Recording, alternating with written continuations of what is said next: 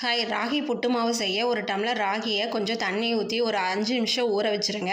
அதுக்கப்புறம் அந்த தண்ணியை வடிகட்டிட்டு ஒரு தட்டில் நல்லா பரப்பி அதை ஒரு 1/4 மணி நேரம் காய விடுங்க. நல்லா அதோட ஈரம் இல்லாமல் காய விடுங்க. அதுக்கப்புறம் அதை எடுத்து ஒரு மிக்சியில் போட்டு தண்ணி ஊற்றாமல், கொஞ்சம் கூட தண்ணி ஊற்றாமல் நீங்கள் மூடி போதன்னு மாவு நல்லா வர மாதிரி அரைச்சிக்கோங்க. அதுக்கப்புறம் அந்த மாவை இன்னொரு பாத்திரத்தில் மாற்றிக்கோங்க. அந்த மாவை நம்ம எடுத்து கையில் பிடிச்சா பிடிக்கணும், உதிர்த்தா உதிரணும். இதுதான் பதம். அதுக்கப்புறம் கொஞ்சம் உப்பு, கொஞ்சம் தேங்காய் பூ இதை சேர்த்து நீங்கள் ஒரு இட்லி தட்டில் ஈர துணியை வச்சு அதில் இந்த மாவை பரப்பி இட்லி பாத்திரத்தில் ஏற்கனவே தண்ணி ஊற்றி சூடு பண்ணி வச்சுக்கோங்க. அதுக்கப்புறம் அதில் இந்த மாவை வச்சு மூடி போட்டு ஒரு 10 நிமிஷம் வேக விடுங்க. அதுக்கப்புறம் ஒரு ஸ்பூன் வச்சு குத்தி பார்த்தா ஒட்டாமல் வரணும். இதான் பதம்.